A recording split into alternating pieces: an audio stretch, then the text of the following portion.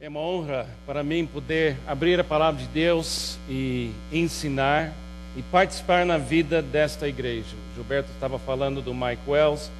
O Mike Wells era um homem que trabalhava na área de aconselhamento e ficou focado em crentes quebrados, crentes que caíram, crentes enfrentando dificuldades. E ele desenvolveu uma maneira de apoiar e ajudar pessoas, e ele estava ministrando na Costa Rica e faleceu. Ele terminou um seminário durante a noite, foi dormir, de manhã não apareceu, e eles foram lá e o Senhor o levou. Ele tinha 59 anos de idade. Então, para nós que ouvimos muito esse homem e para que ele nos ajudou tanto, é perder um amigo, mas Deus está levantando pessoas para pregar a mensagem da graça de Cristo e ajudando pessoas na área de formação espiritual e discipulado. O pastor Gilberto me convidou para pregar nesta noite sobre qualquer assunto de ajudar alguém. E ele me falou também da necessidade de falar um pouco de família. Então eu queria compartilhar com os irmãos algumas das coisas mais importantes que Deus me revelou, que Deus me ensinou durante a minha caminhada como pai. Eu queria falar hoje à noite sobre as características de um bom pai. As características de um bom pai. Meu pai era um homem bom, meu pai era trabalhador, meu pai era um homem que lutava para cuidar da minha família. Ele era um homem que sofreu muito na sua vida, não veio de uma família evangélica, ele mesmo nunca frequentou a igreja, ele nunca me levou para a igreja, mas ele era um homem tentando ser um bom pai. Mas eu creio que existem hábitos dentro de famílias que podem durar durante gerações. E eu acho que meu pai também recebeu o amor do seu pai, mas não recebeu uma parte essencial que um filho precisa de um pai. Sendo que esse mês é o mês da criança, semana passada foi o dia da criança. Eu estou pensando muito nesse papel de ser pai. Agora, eu não tenho mais filhos pequenos em casa. Nosso filho mais velho, Kenny, vai completar 40 anos agora em junho. Então, nós não temos mais filho em casa. Mas ainda sou pai, ainda quero ser um bom pai. Então eu queria falar sobre algo que Deus revelou para mim quando eu estava com mais ou menos 33 ou talvez 35 anos de idade. Já era pastor consagrado, já era pai de filhos que tinham 13 e 14 anos de idade, já estava liderando igrejas, e Deus me revelou que dentro de mim tinha uma mágoa, dentro de mim tinha uma frustração, dentro de mim tinha uma tristeza. E essa frustração, mágoa, tristeza fez em mim tanto barulho, tanto sofrimento, que eu tinha pavio curto. Eu tinha problema com raiva. Eu era homem de oração, era homem de liderança na igreja, mas ainda assim, tinha alguma coisa em mim que estava assim, me frustrando, e ninguém conseguiu me ajudar com isso. Aí eu orei e pedi para Deus, por favor, me cure dessa raiva que vem de vez em quando, por favor, me liberta, é uma coisa que eu não quero mais sentir assim. E Deus revelou para mim através de um livro, escrito por dois autores americanos, o Gary Smalley e John Trent, um conceito que encontramos no Velho Testamento sobre um bom pai. E quando Deus me mostrou isso, abriu para mim como se fosse uma janela, e entrou ar, entrou luz, e me ajudou tanto que eu ando todos esses anos compartilhando essas verdades com homens como eu, especialmente pais que sentem uma frustração, que não sabe de onde vem essa frustração. E a gente vai tentar compartilhar talvez alguma coisa que tem alguns de vocês que vai ajudar bastante. E também para todos vocês, eu acho que Deus vai ter alguma coisa para você durante essa mensagem. Então, por favor, abre seu coração, peça que Deus me dê a capacidade de comunicar isso e também receba a parte que Deus tem preparado para você. Amém? Receba no seu coração. As características de um bom pai. Por que um pai existe?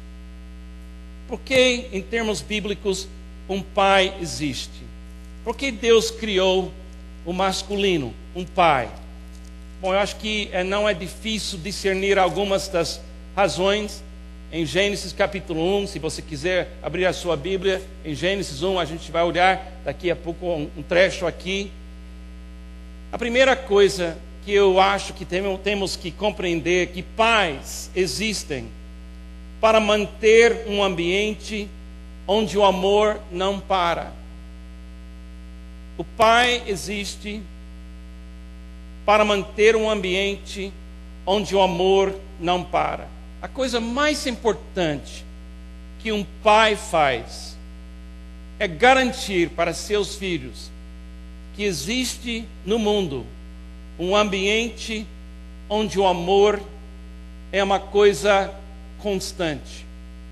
Infelizmente, no meu caso, meu pai tinha problema com bebida.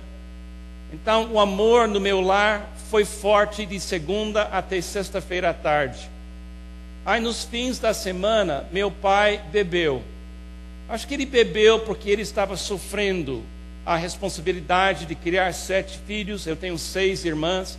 Eu sou caçula da família. E a minha esposa disse, sendo caçula e com tantas irmãs, eu tenho um dom de ser ajudado. Não é um dom de ajudar.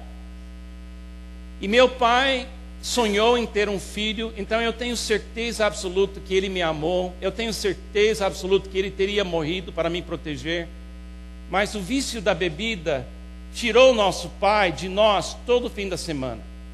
A noite que ele faleceu, eu estava na cama ao lado dele, porque quando ele ficava bêbado, eu era a única pessoa que poderia estar perto dele, porque quando ele ficou bêbado, ele ficou violento.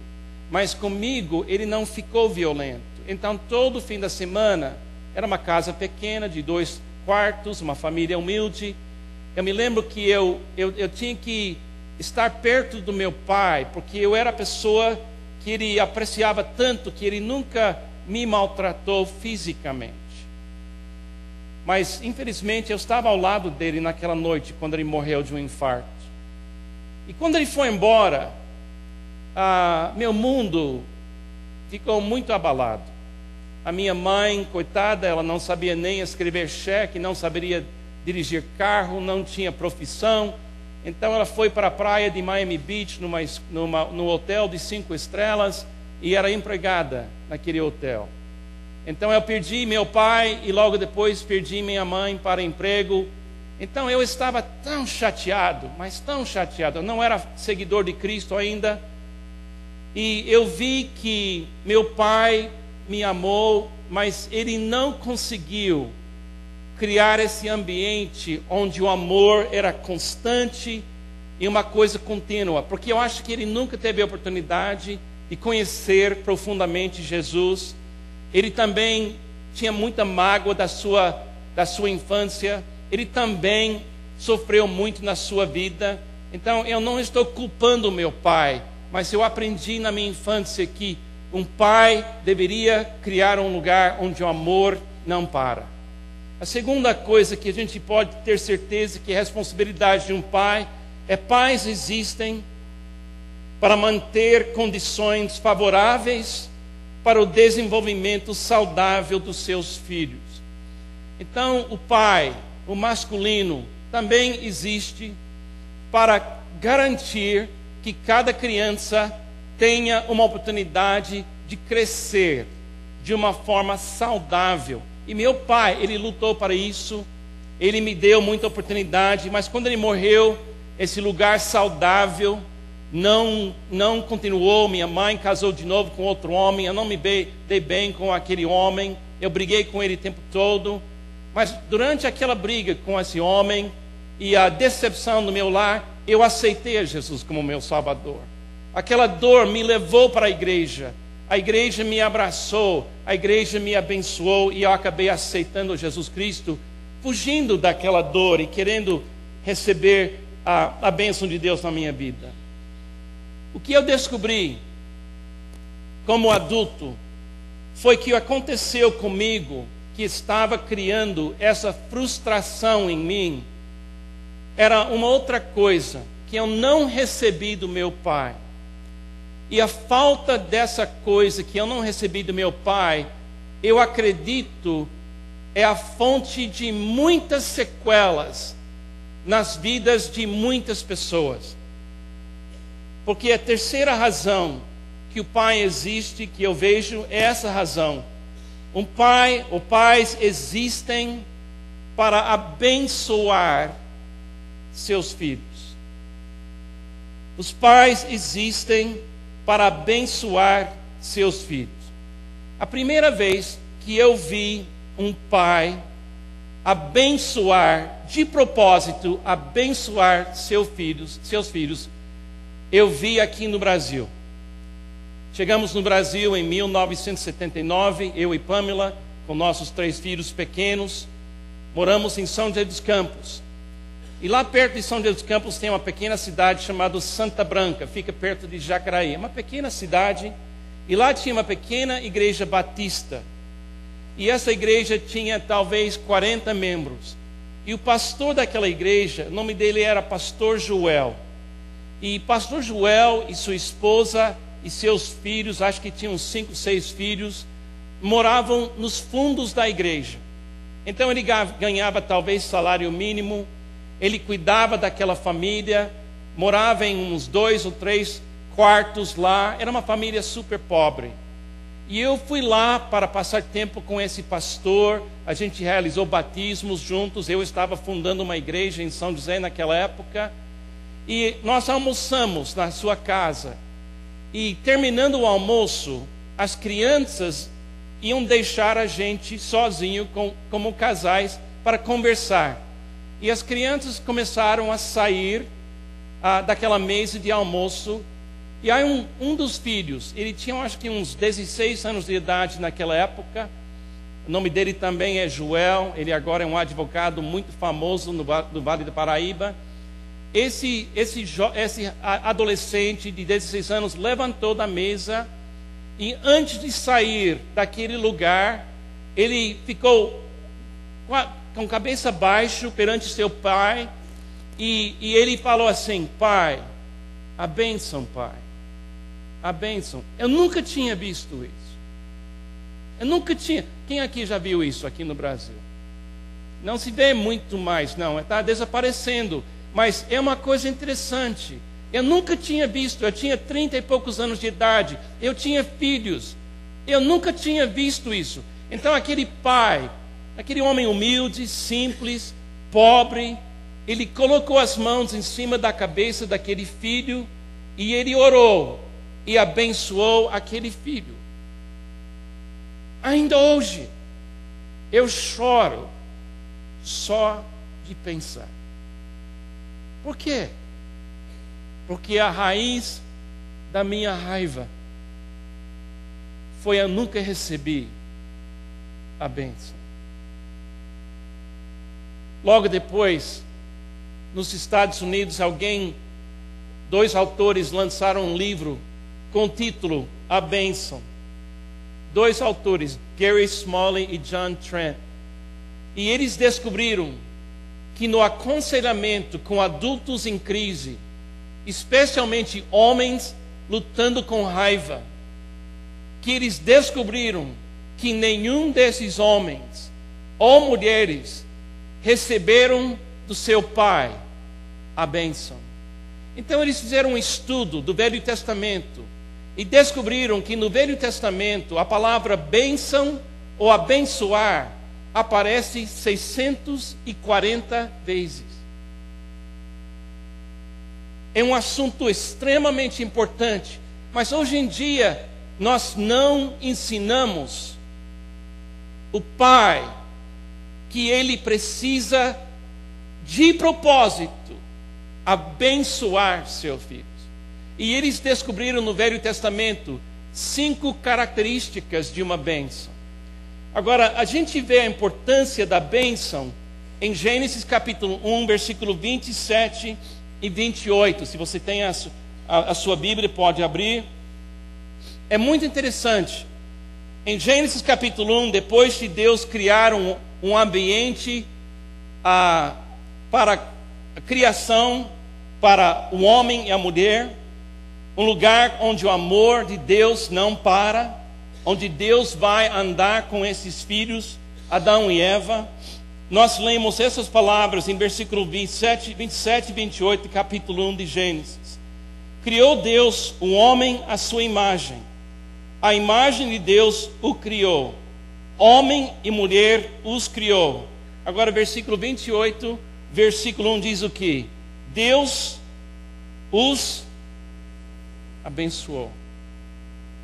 Ele cria Adão e Eva, são pessoas perfeitas, são pessoas certamente abençoadas, mas Deus, o Criador, depois de criá-los como Pai, Ele vai e dá a bênção sobre eles. Agora, em Gênesis capítulo 27, nós encontramos a história de Isaac, Jacó e Esaú. E você se lembra que Isaac, o primogênito, o primeiro que nasceu foi Esaú. E se lembra que ele vendeu esse direito do primogênito para Jacó, para ter comida. Foi um erro enorme na vida dele. E o pai estava ficando velho, e entre os judeus era o costume do pai abençoar seus filhos na hora da morte, chegando a hora da morte do pai. Então esse processo de abençoar é um processo de transmitir para os seus filhos algo de grande valor. Você se lembra que a mãe de Jacó queria tanto que ele recebesse a bênção em vez de Esaú receber a bênção, que eles enganaram Isaac. Se lembra que ele fingiu ser Esaú. Agora, em capítulo 27, versículo 32, a gente vê o retrato aqui, o momento quando Esaú chega e ele descobre que seu irmão roubou a bênção. Agora, veja a reação. Será que uma bênção é tão importante? Será que uma bênção de um pai vale alguma coisa? Olha o versículo 32 de Gênesis capítulo 27. Perguntou-lhe seu pai Isaque: quem é você? Ele está falando com Esaú. Ele respondeu: sou Esaú, o seu filho velho. Profundamente abalado, Isaque começou a tremer. Literalmente, ele fisicamente começou a tremer muito e disse: quem então apanhou a caça e trouxe para mim? Acabei de comê-la antes de você entrar, e ele abençoei, e abençoado ele será. Quando Esaú ouviu as palavras de seu pai, deu um forte grito, e cheio de amargura, implorou ao pai: abençoe também a mim, meu pai. Será que uma bênção de um homem velho que vai morrer vale tanto da vida de um filho? Será que existe um mecanismo espiritual entre pais e filhos que deveria transmitir coisas essenciais para você? Eu digo para os irmãos que eu descobri que minha raiva e minha amargura e minha frustração foi porque eu não recebi a bênção. E eu estava sentindo sem condições de enfrentar o meu futuro, porque eu acho que Deus nos criou para sermos abençoados pelo Pai. Agora eu tenho uma notícia muito boa para todos vocês que não receberam a bênção. Quando Deus não vê na sua vida um pai que dá a bênção, então Deus se torna seu pai. Mas ainda assim, isso demora e dói, e eu perdi muita energia e muita força, porque eu não fui abençoado. Agora, esses dois autores, Gary Small e John Trent, no seu livro, enfatizam que nós precisamos abençoar os nossos filhos. Então eu quero dar para vocês rapidamente, nesse tempo, as 5 características de uma bênção.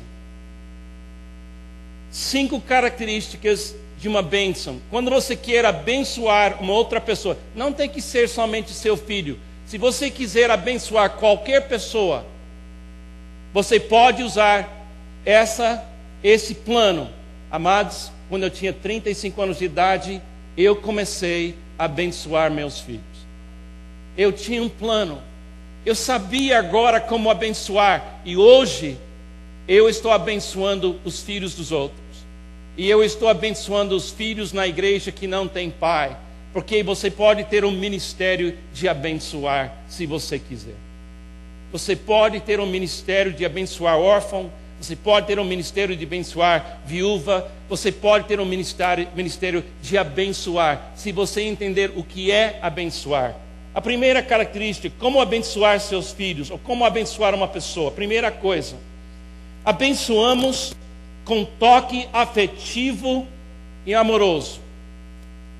A primeira coisa de abençoar é um toque afetivo e amoroso. Agora, eu fui criado numa cultura nos Estados Unidos onde toque não é muito popular.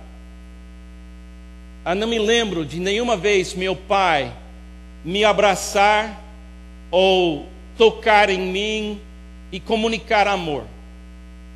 Agora, ele me amou, mas eu acho que ninguém na vida dele jamais tocou ele assim. Porque essa coisa vem de gerações e de culturas.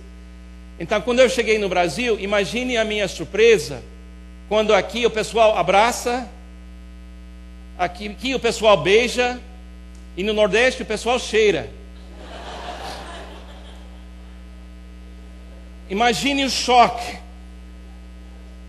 Eu não queria que tanta gente chegasse tão perto de mim. E eu cheguei aqui e eu tinha que aprender que o toque afetivo no Brasil é uma dádiva de Deus, é uma bênção. Eu sei que nem todo brasileiro gosta. Eu sei que parte disso é personalidade. Mas uma coisa que eu sei, se você quiser abençoar o seu filho, você tem que colocar suas mãos e comunicar fisicamente com suas mãos e diz para a pessoa, eu te amo. Na cabeça, pelo abraço. Tinha uma mulher, o Gary Small e John Trent contam essa história de uma mulher. Ela estava no hospital, no UTI. Ela estava lutando contra câncer. E chegou um momento no tratamento dessa mulher contra câncer, para tentar sarar ela dessa doença, que ela não podia mais receber mais medicamento para controlar a dor, porque o medicamento para controlar a dor estava atrapalhando o tratamento. Então, as enfermeiras falaram para ela, não podemos dar para você mais medicamento para a dor. E a mulher não gostou, porque ela estava sofrendo muita dor. Então ela começou a ser um tipo de paciente muito difícil. E nenhuma enfermeira queria lidar com ela, porque ela sempre estava reclamando, chorando, querendo medicamento. Então ficou muito ruim para as enfermeiras. Finalmente uma enfermeira mais experiente entrou no UTI, sentou ao lado da mulher e explicou para ela cuidadosamente o perigo que ela estava correndo se ela recebesse medicamento para a dor. Finalmente ela entendeu. Então a enfermeira ficou satisfeita que ela estava entendendo. Então ela levantou para sair do UTI. E aí a mulher chamou ela de volta. com lágrimas. E ela disse: tudo bem, você não tem que me dar mais medicamento para a dor. Mas se eu chamar, porque eu estou com muita dor, você pode pedir para as enfermeiras que uma delas venha me abraçar? Porque quando alguém me abraça, a dor baixa. Então a enfermeira abraçou ela, colocou as mãos sobre ela, e ela disse que a dor baixou. Então, durante todo o tempo, até a morte dessa mulher, ela não recebeu mais medicamento. Mas todas as enfermeiras, quando ela chamou, foi lá para abraçá-la. Eu acho que os abraços do Pai dão força quando você tem dor como um homem. Eu acho que a memória de um pai colocando as suas mãos sobre você, você pode ter 61 anos como eu tenho, e ainda esse abraço seria uma bênção na minha vida. Segunda coisa, se você quiser abençoar uma pessoa, você tem que usar palavras de afirmação. Você tem que eliminar palavras negativas. Quando você fala como pai palavras negativas, ou mãe palavras negativas, você marca para sempre aquela criança. Você não presta, você é uma pessoa estúpida, você é uma pessoa feia, você é uma pessoa que nunca vai dar certo. Essas palavras são maldições. Mas palavras de afirmação são palavras de bênção. No livro eles contam uma história que me tocou profundamente. Tinha uma mãe que durante a infância do filho dessa mãe, ela sempre falou para esse filho, brincando: você é feio. Sorrindo: você é feio. Ah, você sempre é feio, ninguém vai gostar de você, você é feio. Não sei por que ela fez isso, talvez porque alguém fez assim com ela. Normalmente é assim. Esse filho cresceu, casou. A esposa desse filho ficou grávida, deu à luz uma linda filha. Quando a mãe foi para o hospital para ver pela primeira vez essa linda filha, ela segurou essa criança nos braços, olhou para o seu filho e disse: que milagre! Como é que uma pessoa tão feia como você pode ter uma filha tão linda? E aquele filho, ele percebeu pela primeira vez na sua vida como são essas palavras, são feias. E ele olhou para sua mãe e ele disse: basta, nunca mais a minha filha não vai crescer num ambiente onde esse tipo de palavra é usada. E ele tinha toda a razão, porque se você vai abençoar alguém, você não fica focando nas partes negativas da pessoa, você fica falando para essa pessoa o que ela pode fazer, o que ela deveria fazer, e você fala palavras de afirmação. Se você quiser abençoar alguém, por favor, toque com um toque afetivo, amoroso, palavras de afirmação. A terceira coisa, abençoamos valorizando muito o nosso filho. A criança, ela aprende o valor que ela tem através da opinião dos pais. A criança recebe uma avaliação da sua capacidade dos pais. Ela sempre está querendo que o pai veja ela e que tenha alguma ideia que ela é uma pessoa de valor. Eles contam a história no livro. Uma menina nasceu, e na hora do nascimento, o médico que estava ajudando com o parto percebeu que a criança nasceu com o braço esquerdo sem uma mão. O braço direito estava normal. Então ele escondeu a criança da mãe quando nasceu a criança. Mas o pai estava presente, ele viu, a mãe não viu. Então a mãe começou a desconfiar, outras pessoas começam a desconfiar. Então, de repente, o médico mostrou para a menina a criança que não tinha mão. E para a mamãe seria um momento muito difícil. Mas era uma família de fé. Então, eles pediram para o médico e a enfermeira sair do apartamento depois. E eles fizeram uma reunião.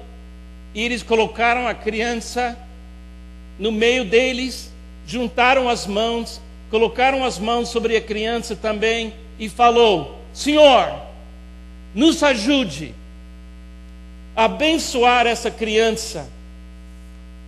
E crer que essa criança pode cumprir sua vontade exatamente como ela é neste momento. Imagine a alegria daquela família quando 18 anos depois ela foi para a faculdade e com 21 anos de idade ela terminou a faculdade e tocou piano usando só que sobrou da mão esquerda e a mão direita durante a formatura. Por quê? Por quê? Por causa da bênção, por causa do poder de colocar mão, de falar palavras de afirmação, e crer e valorizar a criança. E pessoas que recebem isso, recebem uma força para a vida que outras pessoas infelizmente não têm. A quarta coisa que eles descrevem no livro: abençoamos vendo um futuro promissor e especial. Vendo um futuro promissor e especial. Eles contam a história de uma mãe judia que deu à luz a 2 gêmeos, meninos, e ela estava andando na rua com aquele carrinho duplo para crianças e veio alguém e disse: que filhos lindos que você tem. E ela disse: obrigado, esse aqui é Benjamim, o médico, e esse aqui é Isaac, o advogado. É comum entre os judeus. Na hora do nascimento, eles começam a profetizar grandes coisas para seus filhos. Não é acidente, gente, que na cultura dos judeus eles vão muito, muito longe e contra muita perseguição no mundo. Eu estava morando no sul de Flórida, perto de uma sinagoga, e naquela sinagoga tinha 600 membros, como uma igreja, mas uma sinagoga, 600 membros. E entre os membros da igreja tinha 153 médicos. Por quê? Porque quando nascem, é Isaac, o médico. E aí eles têm uma profecia. Agora, quantos de vocês, seus pais olharam para você e disseram: você vai longe. Você vai longe. Você tem condições. Quantos de nós recebemos uma bênção dessa? Não foi parte da cultura da minha família. Da cultura da minha família, salário mínimo seria bom. Eu fui o primeiro McCord de completar faculdade na história da família. E eu tinha que lutar, mas todos os meus filhos foram. E os filhos deles vão mais longe, porque aprendemos o que é abençoar. Aprendemos o que é abençoar e ver um futuro promissor. E finalmente, abençoamos dando apoio contínuo. Meu filho Kenny, o mais velho, vai completar 40 anos agora, mas ainda estou apoiando o Kenny. E eu vou apoiar Kenny, o Kevin, a Raquel e a Rebeca até o último momento da minha vida. Eles vão lembrar de mim como um pai que deu a bênção. Eu quero encorajá-los. Terminando com essa verdade. Eu aceitei a Jesus quando eu tinha 16 anos de idade. Eu entrei na igreja, perdido, cheio de palavrão, cheio de raiva. A igreja mandava ônibus para os bairros pobres da cidade. A igreja levava para a igreja todo domingo 1.500 crianças, sem pais. O pai não veio, só levou crianças. Tinha 37 ônibus. E eu não tinha recebido a bênção do meu pai. Mas hoje eu sou um homem abençoado. E sabe quem foi que me abençoou? Os pastores, líderes de escola bíblica dominical, líder de mocidade, homens de negócios. Meu pai não recebeu a bênção. Então meu pai não me deu a bênção. Mas o meu Pai Celestial criou uma equipe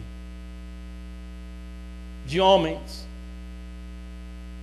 incluindo o pastor Joel, naquela casinha nos fundos da igreja, para me abençoar. E hoje eu sou um filho abençoado. Aqui nesta cidade há milhares de meninos como eu. E aqui nós temos que ter centenas de homens que querem abençoar esses filhos. Terminando, precisamos receber a bênção e abençoar os filhos dos outros que não estão recebendo a bênção. Marcos 10, 13 a 16 diz assim: alguns traziam crianças a Jesus para que tocasse neles, mas os discípulos o repreendiam. Quando Jesus viu isso, ficou indignado e lhes disse: deixem vir a mim as crianças, não as impeçam, pois o reino de Deus pertence aos que são semelhantes a eles. Digo-lhes a verdade: quem não receber o reino de Deus como uma criança, receber como uma bênção, nunca entrará nele. Em seguida, olha aqui, toque afetivo, toque amoroso, tomou as crianças nos braços, impôs-lhes as mãos, e o que? E as abençoou. Agora, hoje à noite, eu quero que você saiba de alguma coisa. Se você aqui não é ainda crente em Jesus, se você quiser hoje à noite, Jesus quer abraçar você. E Jesus quer abençoar você. E Jesus quer receber você como parte da família dele hoje à noite aqui. Agora, todos vocês que nunca receberam a bênção do seu pai, não critica seu pai, não odeia seu pai. Se ele não deu, é porque ele não sabia dar, ou ninguém deu para ele, porque essa coisa vai de geração em geração. Mas eu queria orar por você hoje à noite.